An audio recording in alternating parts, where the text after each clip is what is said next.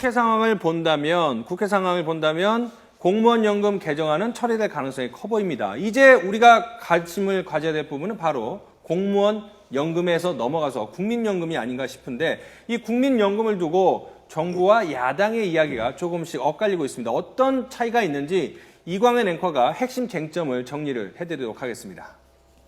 네, 그러니까 국민연금 소득 대체율이 상향 조정이 될 때 가입자가 내야 하는 보험료가 얼마나 오를 것인가를 놓고 정부와 야당이 정면 충돌하고 있는 건데요. 충돌도 충돌이지만 우리들이 궁금한 것도 바로 그 부분이 아닐까 싶습니다. 자, 국민연금 소득 대체율을 50%로 올릴 경우 문영표 보건복지부 장관은 보험료율을 2배로 올려야 한다 이렇게 주장을 하고 있는 반면에 새정치민주연합은 1.01%포인트만 올리면 된다고 주장을 하고 있습니다. 자, 복잡한 숫자 속에서 국민들은 혼란을 겪고 있는데 자, 그래픽과 함께 최대한 쉽게 설명을 해보도록 하겠습니다. 보험료율 현행이죠. 9%, 소득 대체율 40%인 현행 제도가 지금 그대로 유지가 된다면 2060년엔 연기금이 모두 고갈될 것으로 전망이 되고 있습니다. 그런데 새정치민주연합은 2060년에 연기금이 고갈되는 현행 시스템을 기준으로 보험료율을 10.01%로 1%포인트만 올리면 된다 이렇게 주장을 하고 있는 겁니다. 하지만 보건복지부는 2100년까지 연기금을 유지하는 것을 기준으로 보험료율을 2배로 올려야 한다 이렇게 주장을 하고 있습니다. 2060년, 2100년.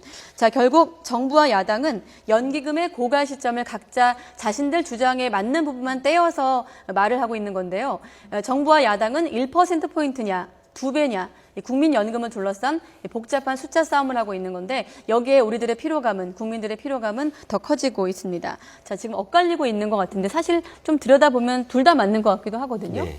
어떻게 보세요? 일단 국민들은 이게 2060년이 먼 훗날, 지금 기성세대들은 먼 훗날의 이야기인데 과거 지금 20, 30대들이 장년층이 됐을 경우에는 현실적으로 닥치는 문제가 되거든요. 그래서 이른바 세대 간의 갈등이 조장된 거 아니냐라는 표현도 있고요. 미래 세대한테 너무 부담을 주는 것 같지는 않냐. 지금 말씀하신 대로 결론적으로는 이 정치권이 스스로가 쥐레밭을 밟는 바람에 국민들한테 피로도는 굉장히 많이 준 건 사실이죠. 자, 사실은 야당이나 정부가 어떤 주장을 하고 있든 정리를 하자면 2060년, 그러니까 앞으로 45년 뒤에는 국민연금을 위해 마련했던 기금이 모두 고갈이 됩니다. 그러니까 지금 상황이라면 2060년 이후에는 9% 정도의 보험료율이 20% 정도대로 뛰어갈 수밖에 없습니다. 그러니까는 거기에 대해서 어떻게 대비를 할 것이냐, 이게 핵심일 것 같은데 소득 대체율이 40%, 50%다. 이거가 근본은 아닌 것 같아요. 네, 지금 어떤 방식에 의하든지 말씀하신 대로 2060년이 되면은 국민연금이 없습니다. 그러니까 정말 제로가 되는 거예요. 그 다음부터는 정말 국민연금을 받을 사람은 국민연금을 포기하거나 아니면은 그 젊은 세대들에게 더 많은 어떤 보험료를 그렇죠. 받거나 이런 사태가 되는 거죠. 어쨌든 지금 현재 상태로는 2060년에 가면 어쨌든 고갈될 수밖에 없고 그렇다면은 어쨌든 대안은 계속 나와야 됩니다. 개혁은 계속 필요합니다. 국민연금은 계속 개혁이 돼야 돼요. 하지만 국민연금 개혁이 굉장히 민감할 수밖에 없는 게 우리가 보험료를 더 내거나 아니면은 적게 받아야 되는 둘 중에 하나를 선택해야 되는 거거든요. 그러니까 결국 이거의 핵심은 국민들의 공감과 국민들의 동의를 얻어서 이 개혁을 하는 게 중요한 것 같습니다. 이번에 너무 여야가 한꺼번에 그냥 어떻게 국가 공무원 연금을 개혁하려고 하다가 국민연금에 손을 대게 됐는데 결국 이런 과정에서 갑자기 국민연금에 손을 건드리니 결국 국민들이 아니 이렇게 중요한 거를 굉장히 예민한 문제를 국민들의 동의나 국민들의 목소리를 듣는 절차 없이 진행했다는 점에서 지금 2060년이 되면 어떻게 된다 이런 얘기가 지금 계속 나오고 있는 것 같습니다. 사실은 여기 누구 말이 맞나 이렇게 했지만 사실 앞서도 이광현 앵커가 말씀드린 것처럼 둘의 말이 맞을 수도 있고 또 다른 관점에서 보면 틀리기 때문에 어떻게 보면 국민들만 혼란스러운데 핵심은 2060년에 국민연금은 모두 고갈이 됩니다. 그래서 지금 일본 오늘 기사를 보니까 일본 같은 경우에는 어차피 자기가 성장을 해서 국민연금을 받을 시점에는 국민연금을 못 받을 가능성이 있기 때문에 탈퇴하거나 아예 연금을 내지 않는 젊은이들 늘고 있다 하는데 우리나라도 그런 우려들이 현실화될 가능성도 있지 않겠습니까? 지금 이미 현실화되고 있죠. 저희같이 직장 가입자들은 소득률의 9%를 그렇죠. 직장과 개인이 4.5%씩 나눠내는데 자영업자라든가 농어민 거주민들 같은 경우는 혼자 다 내거든요. 그렇죠. 지금 오늘 아침에 어느 조간지 기사를 보면은 지난 1, 2월에 이 지역 국민연금 가입자가 한 840만 명이 넘는데 지난 1, 2월에 체납액이 1,500억 원에 달한다 그래요.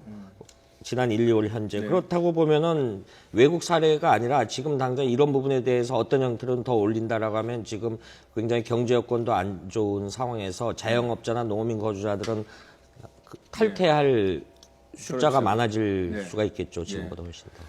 뭐 이제 정리를 하자면 오늘 본회의에서 이제 처리가 될 텐데 뭐 시간이 좀 얼마 안 남았습니다. 그런데 이제 우리나라의 공적 연금 지출 비율이 OECD 국가를 기준으로 살펴봤을 때 어떤지 한번 그래픽을 보면서 설명을 드리도록 하겠습니다. 이제 GDP 대비로 공적 연금 지출 비율을 보면 우리나라가 뭐 이렇게 상황이 썩 나쁜 상황은 아닙니다. 선진국과 비교했을 때도 자, 이제 지금 2010년 기준이 회색깔이고 파란색은 2050년 기준인데 GDP 대비 공적연금 지출 비율을 보니까 2010년에는 우리나라 0.9였는데 50년에는 9.2%로 오르고 일본은 10년에 9.7, 13.7, 미국은 4.6, 4.8, 핀란드 12%, 14.9 이렇게 나오고 있습니다. 평균과 보면 평균이 2010년도에 9.3이었는데 우리는 0.9, 또 2050년에 평균은 11.7인데 우리는 9.2니까 상당히 수치만 봤을 때는 좋습니다. 그런데 여기 이제 저희가 표시를 안 한 문제점이 뭐냐면 고령 인구가 어느 정도 비율을 차지할 것인가가 지금 안 나와 있습니다. 지금 우리의 고령 인구는